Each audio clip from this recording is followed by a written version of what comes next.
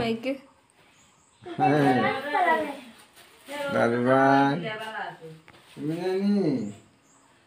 Boom boom গাড়ি দৌড়াইয়া যাইবার বাড়িত। হ্যাঁ তুমি তোমার বাড়ির যাইবার এটা লইতাম নি ওষুধ দিন লই তোর ইয়ে লইছ না নি ভাই মামা মামা গেছে গো ডব লইছেন তো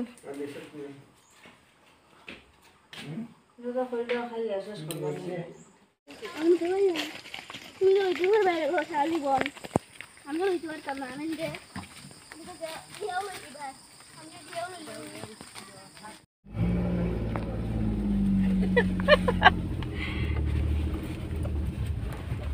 আমি চাই না তোমরা সবাই কেমন আছো? আশা করি সবাই ভালো আছে। তোমাদের আশীর্বাদ ভালোবাসা আমরা মোটামুটি একটু ভালো আছি। 2 মাস পরে আজ চলে যাচ্ছি সেই বাড়ির উদ্দেশ্যে, বাবার বাড়ি থেকে। বুঝতেই পারছো আর সবারই মন খারাপ, বিশ্বাস করো। তো যেহেতু আমি কি একা একা সব কিছু করতে পারবো না, তো মা আমার সঙ্গে যাচ্ছে। তো মা কয়েকদিনের জন্য মাকে নিয়ে যাচ্ছে। যাই হোক বেরিয়ে পড়লাম আর সবারই মন খারাপ। কি বলি রে রে রে রে গোপনি গপ্প হত্যা গপ্প করো তুমি।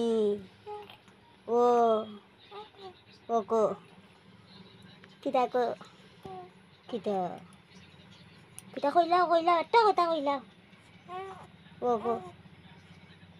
তো জানো বন্ধুরা, অঙ্কুশের সময় একটুকু বুঝতে পারিনি। অঙ্কুশ 1 মাস থেকে 8 মাসের মধ্যে বুঝতেই পারেনি যে কিভাবে বড় হয়েছে, আর এখন বুঝতে পারছি। তো মা যতদিন ছিলেন ততদিনই বিশ্বাস করো মানে আবুটা একবারেও কান্না করেনি, কান্না করতেও দেয়নি। আর এখন তো অনেকটা কান্না করে। তো আমি কাজে থাকছি, ওর পাপা দোকানে।